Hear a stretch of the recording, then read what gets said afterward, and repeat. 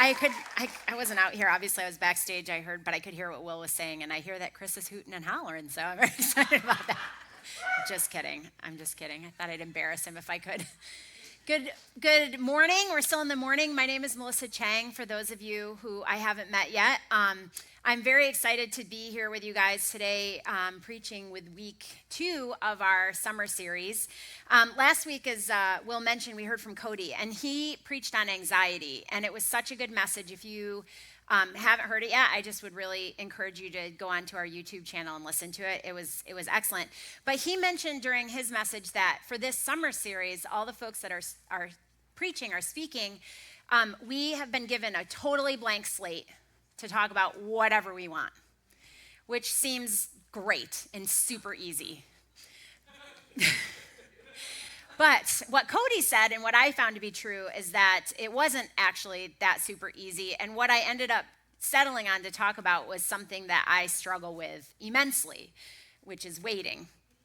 And that's what I'm going to be talking about this morning. And it's the summer, hence the summer series. And I love the summer. I don't know about all of you. I like the new pace. I like the weather. I like the beach. I like the friends. I like the opportunity to spend long, extended time with people. I really love the summer. But one of the things that I found this summer, as my kids are getting a little bit older, we have 2 girls, Olivia, who's 11. She's almost 12. She's going into 7th grade. And Lucy's 8, almost 9, and she's going into 4th grade, is there's a lot of driving them around. Does anybody else have that experience? Yes.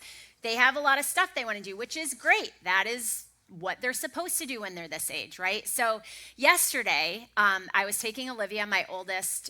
She went to a friend's for a sleepover. They were going to go see the Barbie movie. And then today they're on a boat. She's living a really tough life, really. I was like, "Are you sad you're not going to see me preach?" And she was like, "No." It's true. It's honest, whatever. I'm not offended. But anyway, I was taking her to her friend's. I was going to drop her off, and we had to stop at our house quick on the way because she had forgotten a pink shirt.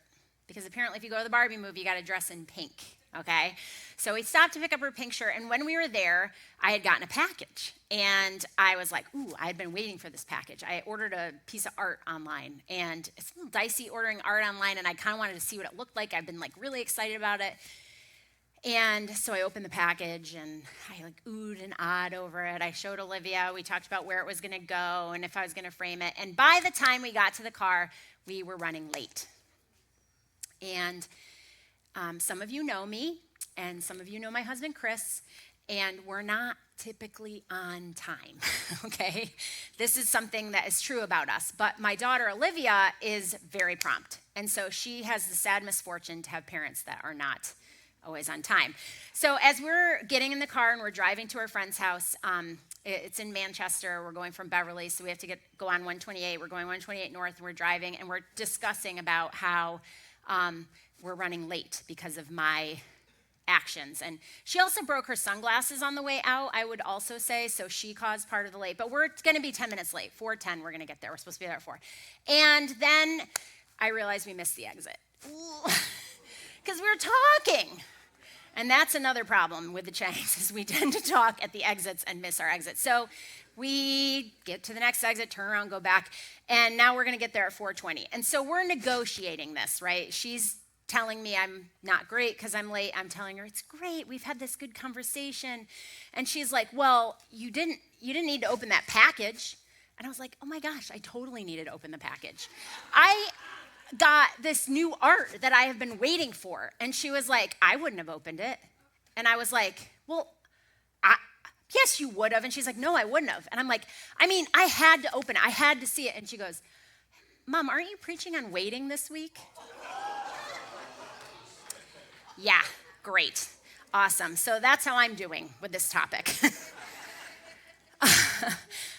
Earlier this summer, we had some friends from Michigan in town. Our friends Matt and Catherine and their 4 boys were with them. And these are good friends of ours. Chris and I love when we get to spend time with them. And we end up talking about everything under the sun, right?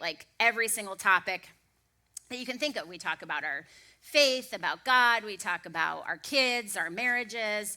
And they were here this year, but they also came last year. And this year when we were talking, we all realized one thing that is kind of frustrating, honestly, because the things that we were talking about, a lot of them were the same things that we were talking about the year before. And we've seen some progress in some of the areas, right? Kind of, but it's been spotty and slow. And this was true of both spiritual things and non-spiritual things. So, for example, we talked about one of my kids, how one of my kids is finally almost all the time, but not all the time, sleeping through the night. Guys, she's 9. She's 9, okay? We talked about my tennis game. Lucky them to get to talk about my tennis game. And I told them that I'm finally almost able to hit a serve return in consistently. It's been 3 years. I've been playing tennis for 3 years. We talked about the house church that my friends are planting and how they feel like they've taken 2 steps forward and then 1 step back and 2 steps forward and 1 step back, and how they're just like always wondering and watching and waiting to see what God is going to do with that.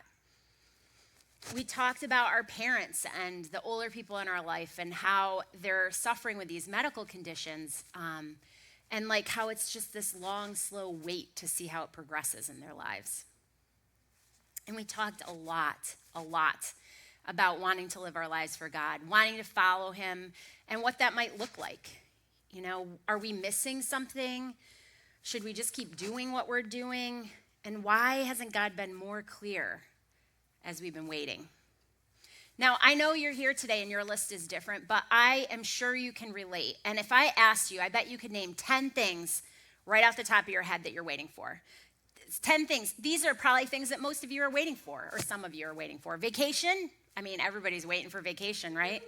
A new job, a boyfriend or girlfriend, an engagement maybe. You're waiting for a baby to be born, a kid to outgrow this stage, right?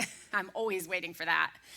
The counseling to start helping, to finally break an addiction, for the money you need to cover the bills, for the surgery that you're dreading, for the diagnosis, for the healing, for your spouse or your friend to change, to see a family member you miss, maybe to move out of your parents' house or have your kid move out of your house, for God to do something about that unanswered prayer. Maybe you're waiting for an enemy to pay for what they've done or for an apology. We all experience waiting all the time, and many of you, should I say, are not very good at it, right? I mean, I'm not good at it. I don't want to throw Chris under the bus. I already mentioned he's late, but Chris and I are at our absolute worst when we're waiting for our kids to get ready for bed. Does anybody else relate? Like, all they have to do is get their pajamas on, go to the bathroom, and brush their teeth. That's it. Why does it take 58 minutes? 58 minutes! It takes forever, and we are not great at waiting for that.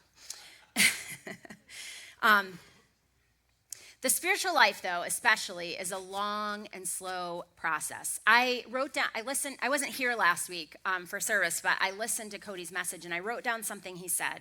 And I was talking to Eddie before the last service backstage, and he actually brought up this quote. Cody said, "We have to stop looking at Scripture and thinking it's instant. It's a journey." And that is so true in our lives. It's a journey. God doesn't do things in an instant. He uses waiting to help to change us and mold us into people who are more like him. And so, since we're going to have to wait, I want to get better at waiting, because I have to do it whether I do it well or I do it terribly. I'm really actually getting kind of tired of being impatient and worried and distrustful, and in the worst circumstances, hopeless. So we're going to open our Bibles today to see what God has to say about this. And our primary verse is out of the Old Testament, which is the first section of the Bible that talks about Israel, the people of God, and their experiences before Jesus is actually born. Specifically, we'll be in the book of Isaiah. Okay, and Isaiah was a prophet to the Jewish people during a really awful time in their lives. The kingdom of Israel had been conquered, and the people of God had been exiled. They were beaten in wars, taken from their homes. They were broken and defeated and waiting for God to come through for them. So we're going to be in Isaiah chapter 40, verses 27 through 31. You can pull out your Bible or your Bible app, or the verses will be on the screen behind me. Why do you say, O Jacob, and speak, O Israel, my way is hidden from the Lord, and my right is disregarded by my God? I'm just going to pause for a second. When Isaiah says, O Jacob, O Israel, that's him actually just talking to the Jewish people. They're known by multiple names in the Old Testament, including Israel and Jacob. Those are two of the names. And what they're saying, the Jewish people are saying right here in essence is, God doesn't care about what's happened to us. He doesn't care. He doesn't know. He doesn't even see it. Or if he does see it, he doesn't care. And the rest of the verse is Isaiah's response to this complaint. Have you not known? Have you not heard? The Lord is the everlasting God, the creator of the ends of the earth. He does not faint or grow weary. His understanding is unsearchable. Another translation says, his understanding no one can fathom. He gives power to the faint, and to him who has no might, he increases strength. Even youths shall faint and be weary, and young men shall fall exhausted. But they who wait for the Lord shall renew their strength. They shall mount up with wings like eagles. They shall run and not grow weary. They shall walk and not faint. The people of Israel think that they have been forgotten, and they have a legitimate reason to feel that way, right? They're in captivity. They think God doesn't see them. He doesn't care about them. And this isn't the first time that they've doubted God as they've waited, and they've been tempted to lose faith or lose heart. In the time of Moses, earlier in the Jewish history, the people had just been rescued from slavery in Egypt. They were rescued supernaturally. There were plagues. God parted the Red Sea so that they could pass through to get to safety. They have seen actual, literal, physical, amazing miracles happen before them. And they're camped in the desert. And as they're camped in the desert, they're also seeing all these physical manifestations of God everywhere, a lot. They've seen him with their eyeballs. They saw a dense cloud that had thunder and lightning. They heard a trumpet blast that they say was so loud that they were terrified. They saw smoke like from a furnace, and the mountain trembled. So they're with God. They're seeing God manifested physically. And then God tells Moses and Joshua to go up to the mountain to get the tablets of stone on which the 10 Commandments are written. And we're going to pick up this story in Exodus 24:13. So Moses rose with his assistant Joshua, and Moses went up into the mountain of God. And he said to the elders, "Wait here for us until we return to you. And behold, Aaron and Hur are with you. Whoever has a dispute, let him go to him." And then we skip ahead to Exodus 32. They're up on the mountain.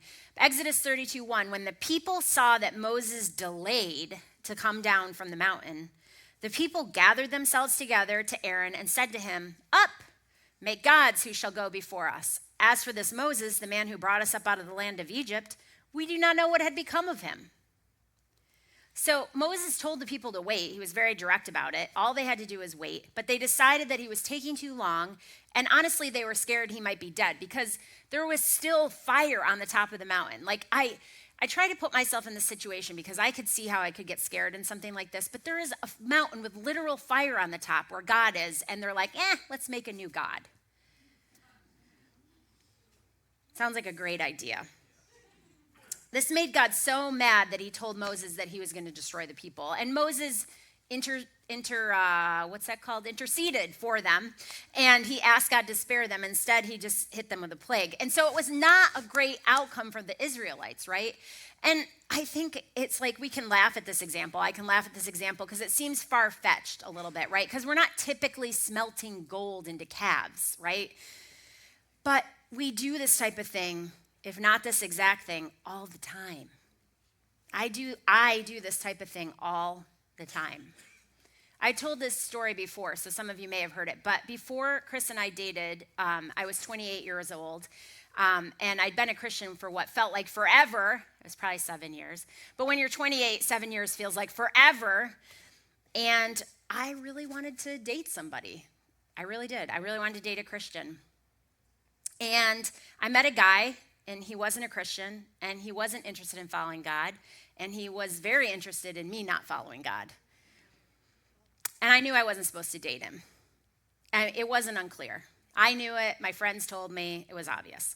I literally remember praying on my knees in my bedroom to God saying, I know you don't want me to date this guy, but I'm going to do it anyway. I can't wait anymore. I stopped believing that God had a good plan for me. Instead, I didn't want to wait to find out what he might do. I didn't hope in the Lord's goodness.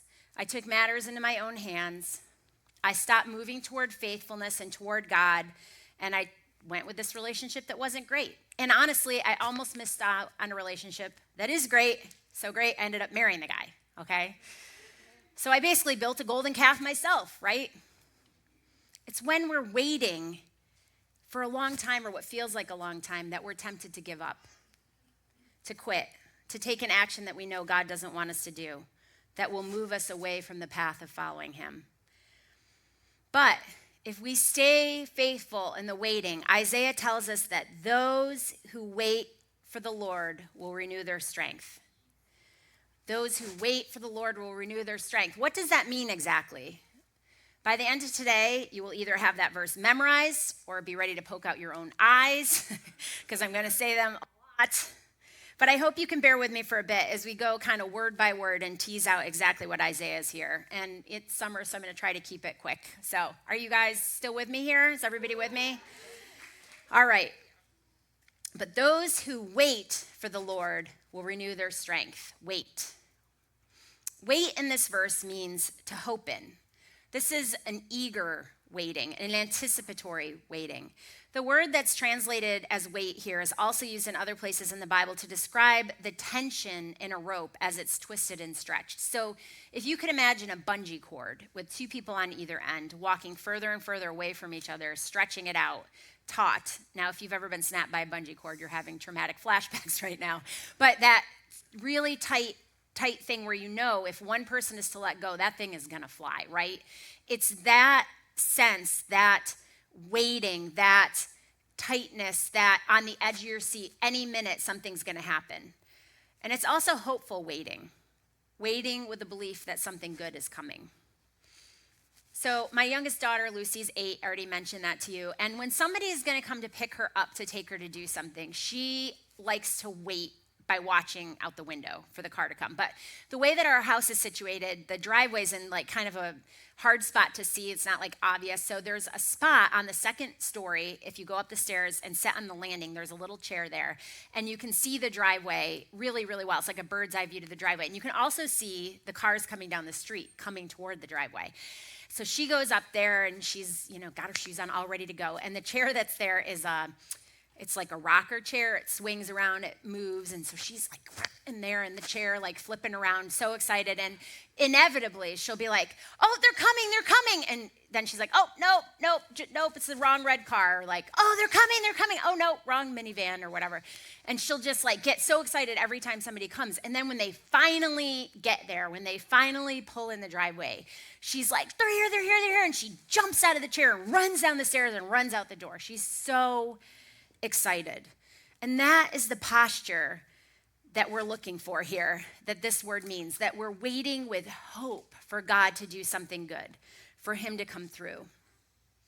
The Apostle Paul, who was a follower of Jesus that wrote many of the letters that are in the New Testament, he wrote the letter to the Romans. And in chapter 8, he writes to the believers in Rome and includes one of the most wonderful promises that Christians have. Romans 8:28.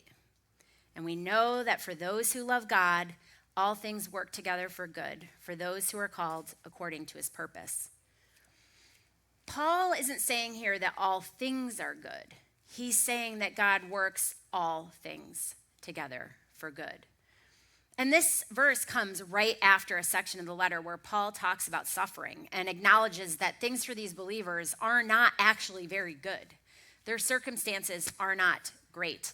But there is a promise here, a promise for everyone who loves God, that he will somehow work these things, even the suffering, together for good. This promise is what gives us an expectation that God is going to come through, that these verses let us wait with hope. But they who wait for the Lord shall renew their strength. So the Lord. The book of Isaiah was originally written for these people who are in exile, as I mentioned before. They had to leave their homes behind. It had been a rough go. But Isaiah doesn't tell them, wait for your friends to come and save you, or wait until you're able to devise a great scheme to get back home. Wait for the army to come and rescue you. No, he doesn't do any of that. He reminds them of who God is. God is the creator of the ends of the earth, he says, from one side of the earth to the other, meaning like all of the earth, right? He created everything. He doesn't grow faint or get tired, and his understanding is beyond anything that we can understand, it says. It's kind of a mind twister, right? He has so much understanding that we can't understand it, right? Isaiah is pointing to the absolute, all-knowing, all-powerful, all-understanding, and all-caring God that we have. God is so different than us. He's omniscient. He's omnipotent. He's all-seeing. He doesn't get tired. He's attentive to us all the time. He's everlasting. We're not waiting for a dictator or a tyrant. We're waiting for a good and kind and loving Father, one who has everything at his fingertips. And no matter how great we are, how much we can do, and how much we like to rely on ourselves, we need God. Even those in the prime of their youth, it's saying here, will grow tired and falter, but God never will. We need to wholeheartedly rely on God. But those who wait for the Lord will renew their strength. Renew. That word, obviously, it means to make something new again, right? The word brings to mind new strength, rejuvenated strength. Like when we're tired at night, we go to sleep and then we wake up feeling renewed. But the Hebrew verb that's used here and that is translated into renew literally means exchange. So the word is the same one that's used for changing clothes. So the idea here is that weakness will be taken off and strength will be put on. This same concept of renewal is used in the Old Testament to talk about what happens when someone decides to follow Jesus. In Romans, Paul tells believers to clothe themselves with Christ. When we believe in Jesus and decide to follow him, we kind of take off our old selves, right? Full of sin, and we put on Jesus. We aren't the same anymore. We've been renewed in a way that is completely transformational. This isn't like things getting better or improving a little bit. This is like a wholesale exchange. The way that we were was gone and we're made new. Finally, but those who wait for the Lord will renew their strength. I feel like I need to get everybody to say it with me. I won't do that, but okay, the promise here at the end of the wait is for renewed strength, an exchange of strength, our strength for God's strength. So has anyone here ever seen an eagle? Anyone ever seen? Oh my gosh, so many hands. Not in a zoo, but in the wild, still the same? Okay. All right, so it's not that unusual now, right? But when I was a kid growing up, the bald eagle was declared endangered. It was declared endangered in 1978. I was a little teeny kid then. And then in 1996, it was upgraded to threatened, and only in 2007 was it removed from the list. So I didn't really see eagles when I was growing up, so I still get like this huge thrill when I see an eagle. If anybody sees an eagle, I'm like, where? You know, like I feel like I saw an endangered species, which I know is not the case anymore. But anyway, my family goes on vacation up to Lake Ontario in upstate New York every year. And when we go up there, we stay at this cute little cottage that's right on the lake. And we have these neighbors named Chuck and Dee Dee. They're so nice. And Chuck always has some wildlife to show us because he lives there full time, and so he knows where everybody lives. He tells us about the swan that attacks people. Don't go near the swan. He tells us about how there's muskrats everywhere, and everything. But one of the years that we were up there was an eagle's nest about 100 feet up, way at the top of the pine trees behind the house. And he would take us to the backyard and give us binoculars and show us where the eagles were nesting way up in the pine trees. It was so cool. And that same year, we saw a ton of eagles, and one even I was sitting at the lake and one even swooped down right in front of me and grabbed a fish out and flew off. It was so cool. Can you tell I'm very pumped about eagles? Okay, so I did a little bit of research on eagles and it was so fascinating. So get ready for zoology corner. So did you know that bald eagles can soar more than 10,000 feet in the air? Some of you say, wow. Some of you are like, I don't know what that means, right? That's what I was like. I'm like, 10,000 feet, what does that mean? Okay, that's almost 2 miles up, okay? For context, if you jumped out of a plane at 10,000 feet without a parachute, don't do this. I'm not telling you to do this. But if you did it, it would take you approximately 60 seconds to reach the ground. Okay, it is way up there, okay? It's very far up there. And at this time when Isaiah was a prophet, there was no way that people were going that high, right? They didn't have planes. They didn't have hot air balloons or, I don't know, what other stuff can you go to 10,000 feet? And I have no idea. But they didn't have those things. The only way at that time for somebody to get up high was to climb a mountain, okay? And the tallest mountain in Jerusalem, where Isaiah lived, is Mount Zion, which is 2,500 feet tall. So eagles, bald eagles, can go to 10,000 feet, 4 times that height. Now, bald eagles aren't native to the Middle East, okay? I really went deep on the eagles, guys. But the eagle that's native to the Middle East is the golden eagle. And they have a lot of the same characteristics as the bald eagle, but they can fly as high as 13,000 feet. So they go even higher. I know. Yeah, golden eagles. Amazing. And then to eat, they typically eat rabbits, I guess. They go to the ground and they get their food off the ground. So when they're getting the rabbits, they're flying 150 miles per hour. 150 miles per hour. They swoop down, grab that thing, take it up. And they can not only take rabbits, they take foxes, and they can even take deer. Deer. Crazy. Okay, but the point is that this strength of an eagle, it isn't strength like you and I have. Not even on a good day. Not even when we're lifting and eating good. This is strength beyond anything that we would ever have. Speed beyond our wildest dreams. This is a perspective up high in the sky like God would have.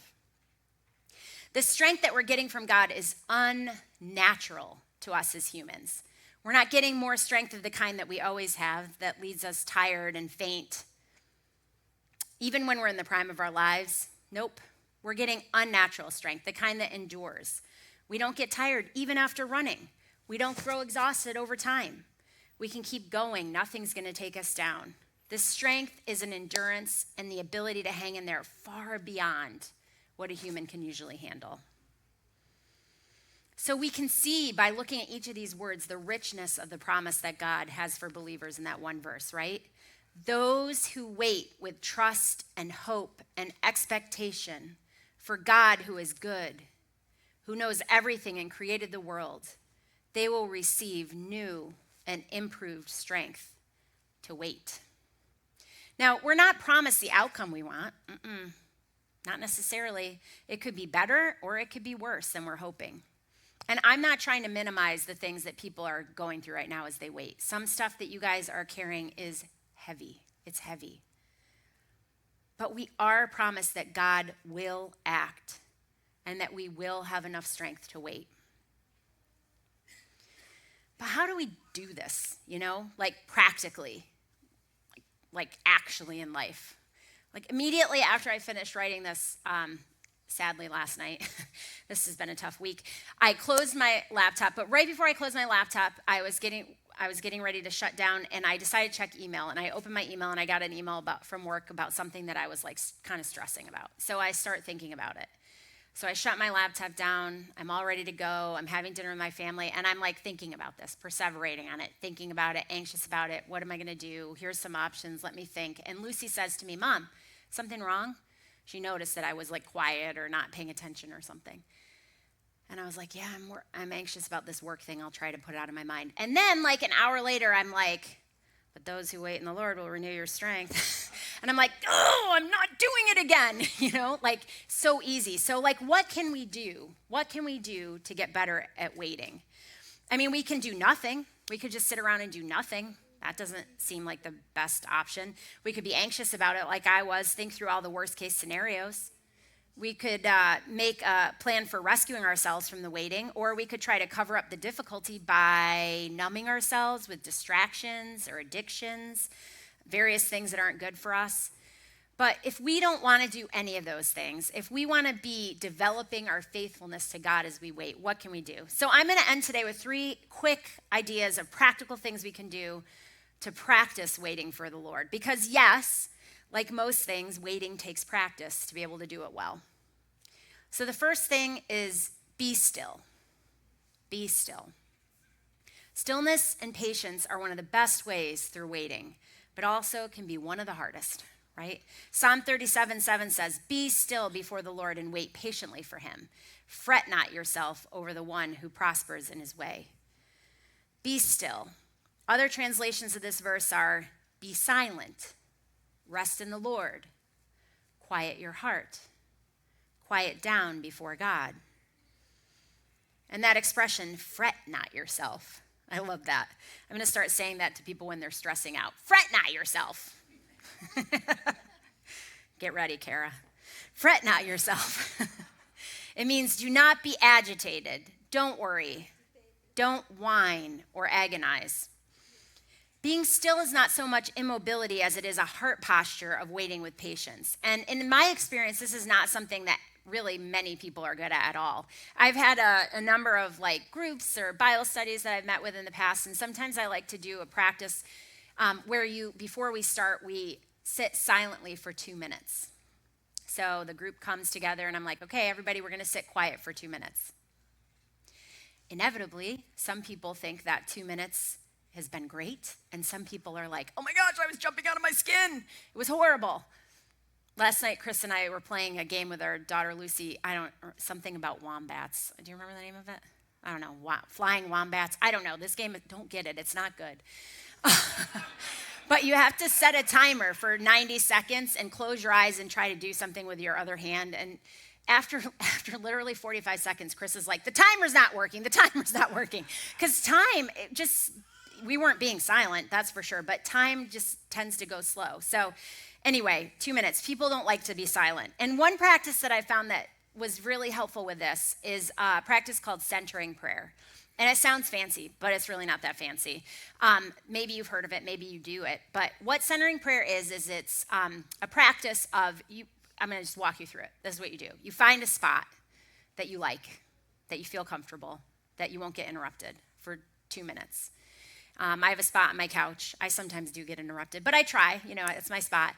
And you pick a word, 1 word or 2 words, but it's helpful if it's 1 syllable or 2 syllables. And you just use that word to help center yourself and bring yourself back to where you are. I use the word Jesus.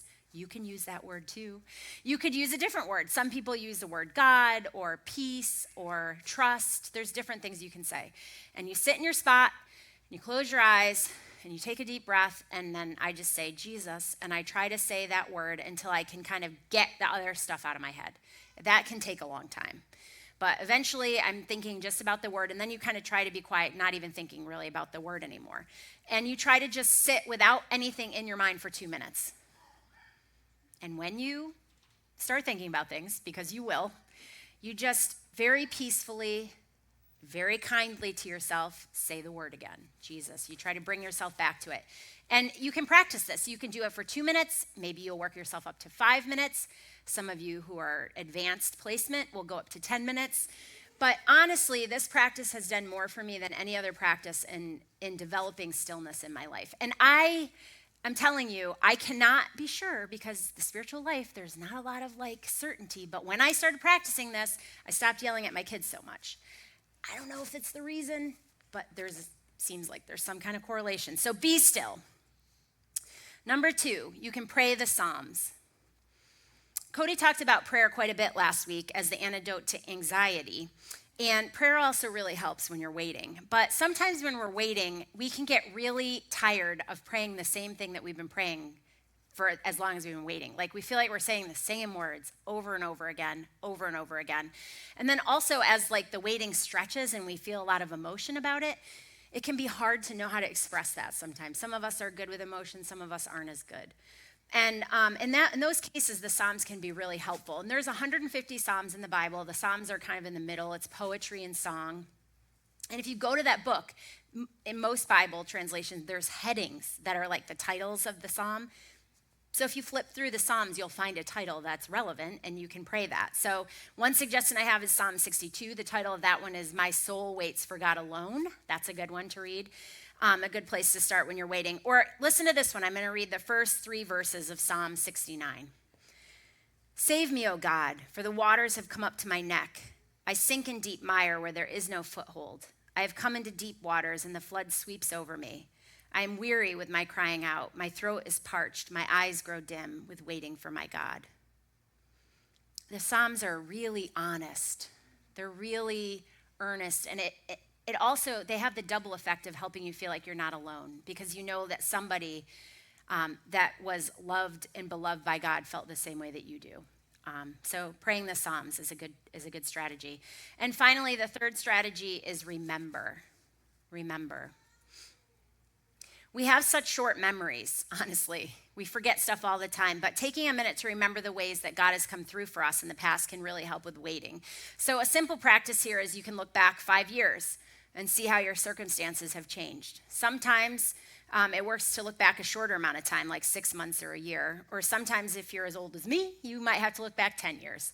Some of you are here and you're like, 10 years? I was 6. Well, that doesn't apply to you. You can look back 3 months. But I can look back 10 years and see the ways that God has been at work. Another option is to take whatever it is in your life that you're waiting on and then remember a similar situation in your past where God has come through. So right now I mentioned earlier that I'm trying to figure out how to help some family members. We have some health stuff going on in my family, and I live far away. It's just hard. It's hard. I don't really know what to do or how to help. I want to help, but I don't know what to do. And I'm afraid that the things I do are not going to be good. But I can remember that 2 years ago, my mom fell and broke her hip, and she had health stuff that she was dealing with, and I felt the same way. I wanted to help. I was far away. I didn't know what I should do. But as time went on, God showed me things I could do, step by step by step by step, to help, to be a part of that situation in a way that was loving toward my mom. So by remembering that situation that happened in the past, that's kind of similar, has correlations, it helps me to have confidence in the waiting in this current situation. Remembering can really, really help. So we're going to end today, like we do most weeks, with a time of communion, which honestly is another practice of remembering that Jesus left us with. But before I get to that, I want to just spend 2 minutes talking to those of you who are here who aren't followers of Jesus. Because for some of you, this message might fall a little flat because you're not actually waiting on the Lord, right? You're not following God, and this whole thing doesn't make complete sense to you. And so my question for you today is, what are you waiting for? Right? That's maybe ironic, but I mean the question seriously, because I know that people that are not following Jesus have reasons for that, right? They may have an objection about something specific, or maybe questions, like a lot of questions even. Or maybe you're just not sure how Jesus is relevant to your life. In the past 2 weeks, I've had a lot of folks visiting from out of town, and I talked to a lot of friends who don't believe in God, or maybe some of them believe in God, but they don't really know everything they want to know. And they, like one of them even said, like, I know there's a God, but I don't really know who he or she is. And one of them told me that she has more she wants to learn, but she doesn't know where to start. And one of them is really angry about something that she heard a Christian pastor say from the pulpit. And she doesn't want to be part of a faith that's so unloving. And one of them is trying to live vicariously through other people's faith instead of practicing his own. And if you're here and you're somebody that's like, yeah, I don't follow Jesus, I know you have your own reasons. And you have them, and they're probably in your mind right now. So I just want to take a second to say that this message is for you too, because God loves you too. I get it, guys. The gospel is foolishness. It is. It says that in the Bible. This is foolishness, right? We're talking about a baby that was born, that was fully God and fully human, that grew up living a perfect, sinless life, and then was crucified to die for our sins, right? Took our sins on him as he died on the cross, and then was risen from the grave 3 days later, right? And now he sits at the right hand of God the Father, waiting to bring us all into a perfect final time with him for eternity. It's foolishness. It's foolishness. But I'm not a fool. And there's a point that comes where we have to decide what we think about this issue. It's the biggest issue you're ever going to face. the biggest thing you ever have to decide. I came to a point, I was 23, I had to decide, is this true? Is it not? What are you waiting for? As we get ready to take communion, we think back to the Last Supper when Jesus established communion. He was with his best friends. He was celebrating the Passover. Ooh, I think I lost. Okay, I'm back. And the next day, he was going to be crucified. He was going to take on the sins of the entire world. There's no bigger burden that anyone could possibly anticipate. With this event looming, he takes the time out to have dinner with his best friends. And at dinner, he takes the bread and the wine and he says, "Do this in remembrance of me." Remember what I've done for you. Remember that I went willingly to the cross to pay for your sin. Remember my teaching. Remember me when you eat the bread and drink the fruit of the vine. But Jesus also says something else at the Last Supper. He says this, "For I tell you, from now on, I will not drink of the fruit of the vine until the kingdom of God comes." Jesus is waiting. He's waiting. He's waiting for the kingdom of God to come, when everything will be made right. And this is ultimately what we're all waiting for the kingdom of God to come, when there'll be no more pain, no more suffering, no more tears. We'll see God face to face. Communion, what we're doing today, is an act of remembering, an action, a practice that we can experience together as a community while we wait. Lord, I thank you so much for this opportunity to speak today, God. And I thank you, even in the stress of the past 2 weeks, as my huge inadequacies have been blown wide open, Lord, that you've shown me that those who wait in the Lord will renew their strength. I pray for everyone that's here that's waiting for things that are far heavier than anything I touched on today, Lord. I know there's so many. God, I pray for those that are waiting for the results from the test, that are waiting to hear from somebody that's missing. They haven't heard from them in a long time. There's so many things, Lord, but you know all those things. And I just pray that as we wait, that you would give us hope in your goodness and your love, the fact that we are seen by the God who created the world, Lord. And for those who are thinking about you, maybe for the first time or maybe again, maybe taking a second look, I pray that you would just give them the courage to say, "I don't know about this, God, but if you're real, will you show me?" Help us, Lord. Help us to be better waiters. Thank you for communion, that we get to celebrate this together as an act, as a discipline, as a practice, as we wait. In Jesus' name, amen.